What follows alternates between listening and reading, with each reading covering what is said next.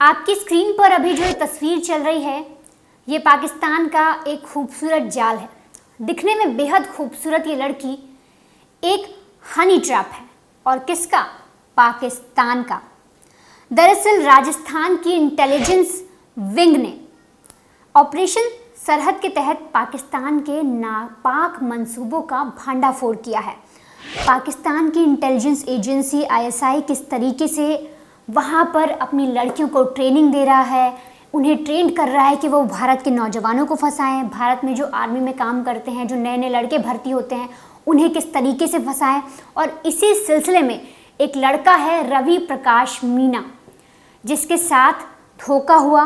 पाकिस्तान की लड़की ने, पाकिस्तान की आईएसआई के एक एजेंट ने उसे अपने हुस्न के जाल में फंसाया। और एक ही नहीं, दो लड़कियों ने उसे अपने हुस्न के जाल में फंसाया और फिर उससे जितने भी इंडिया के जो खुफिया डॉक्यूमेंट्स हैं वो व्हाट्सएप के ज़रिए मंगवाए। अगर इसी सिलसिले में मैं आपको रवि प्रकाश मीना के बारे में कुछ बताऊं तो साल 2012 में उन्हें सरकारी नौकरी करनी थी, तो इसलिए वो जयपुर में किराए पर कमरा लेते हैं और वहाँ पर कोचिंग लेना शुरू कर देते हैं। अब 12 के बाद साल 2013 में एग्ज़ाम देते हैं। 13 में एग्ज़ाम देने के बाद 14 में मेरिट लिस्ट आती है जिसमें उनका नाम आता है। फिर 1 जून 2015 को उनकी नौकरी लग जाती है सेना भवन में नई दिल्ली में। यहाँ वो नौकरी करना शुरू करते हैं। अब उन्हें डिपार्टमेंट मिलता है डिस्पैच, रिसीप्ट और जो डाक वितरण, जैसे चिट्ठी को इधर उधर पहुँचाना और ये लेटर्स देखना किसके लिए क्या लेटर्स आए हैं, इस डिपार्टमेंट में उन्हें नौकरी मिलती है। अब यहाँ जब उन्हें नौकरी मिल जाती है तो सब कुछ ठीक चल रहा था, वो उनके घर पर भी सब कुछ ठीक था, हर महीने वो अपने घर पे पैसे भी भेजा करते थे जो उनकी सैलरी आती थी। लेकिन साल 2020 में इस लड़की के नाम पर रवि की ज़िंदगी में एक तूफान आ जाता है। साल 2020 में फेसबुक पर से ईशा बंसल नाम की एक लड़की इसे फ्रेंड रिक्वेस्ट भेजती है। अब जब लड़के को फ्रेंड रिक्वेस्ट आती है तो वो एक्सेप्ट भी कर लेता है और उसके फ़ौरन बाद मैसेंजर पर मैसेज आता है। लड़की ईशा लिखती है, हाय हेलो। तो रवि पूछता है, आप कौन हैं? ईशा बोलती है, मैं उदयपुर में रहती हूँ और जो मेरे पापा हैं वो स्पेन में चाय की कैंटीन चलाते हैं।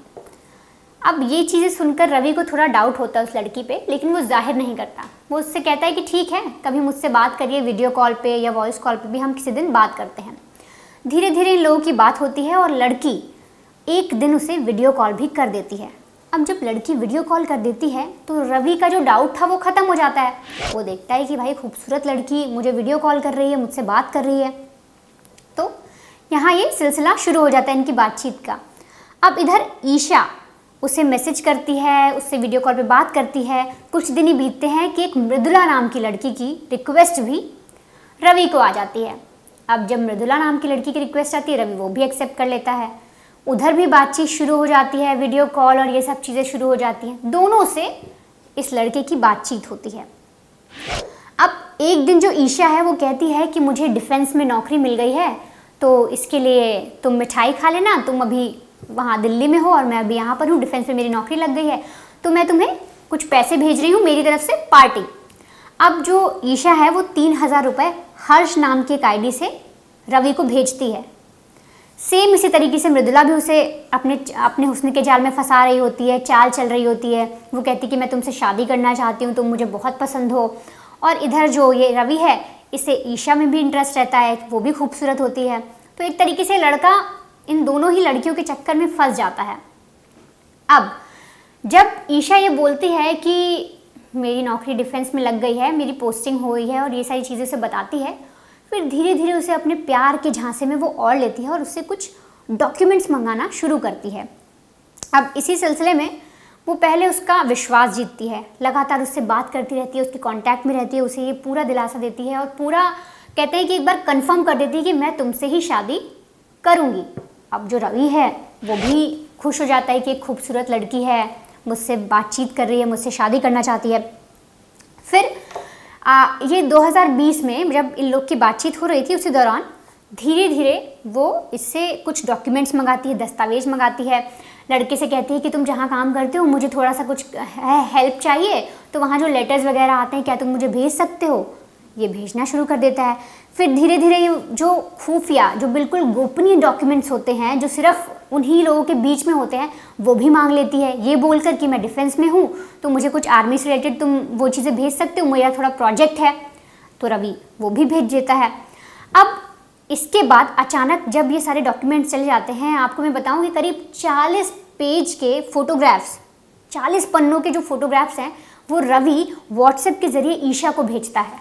और वो सारे फोटोग्राफ्स बहुत ही, कहते हैं ना कि बहुत गोपनीय होते हैं, सेना की चीज़ है, हमारे इंडिया के ऐसे खुफिया डॉक्यूमेंट्स हैं, वो सारे उन ईशा को भेज देता है। अब उसके बाद बातचीत की वेट भी करता है।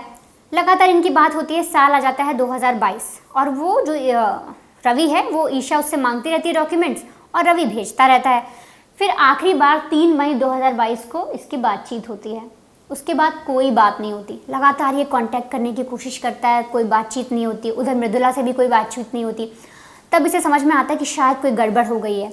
और इधर इसे इतना समझ में आता कि उससे पहले जो राजस्थान पुलिस इस पूरे मामले में ऑपरेशन सरहद चला रही थी, इन्वेस्टिगेट कर रही थी, उसे रवि का नाम सामने आ जाता है और रवि के खिलाफ एक्शन लिया जाता है। उससे फिर पूरी चीज़ें पूछी जाती है तो बताता है कि हाँ, इस तरीके से मेरी मुलाकात हुई और मैंने अब तक जो हमारे लेटर्स थे जो इधर उधर पहुँचाए जाते थे वो उस लड़की को भेजे हैं। उसका व्हाट्सएप चेक किया जाता है तो पुलिस को पता लगता है कि 40 पेज का जो डॉक्यूमेंट्स हैं, जो फोटोग्राफ्स हैं, वो व्हाट्सएप के ज़रिए उस लड़की को भेजे गए हैं। और फिर जांच पड़ताल बैठती है तो पता लगता है कि जो ईशा और जो मृदुला हैं वो दोनों आईएसआई की एजेंट हैं और इस तरीके से ये हमारे जवानों को फंसा रही हैं। और ये पहली बार नहीं है, इससे पहले भी कई बार ऐसा हो चुका है कि जो इंडियन आर्मी के या जो सेना के बीएसएफ के जवान हैं, नए नौजवान जो नए लोग भर्ती होते हैं, वो अक्सर इस तरीके से लड़कियों के चक्कर में फंस जाते हैं।